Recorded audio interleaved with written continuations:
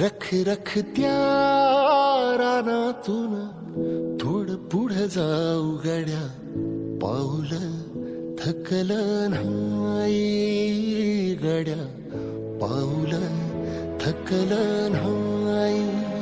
सुकलेल्या भाकरीला पाण्यासंग खाऊ गड्या, पाऊल थकलं नाही गड्या, पाऊल थकलं नाही.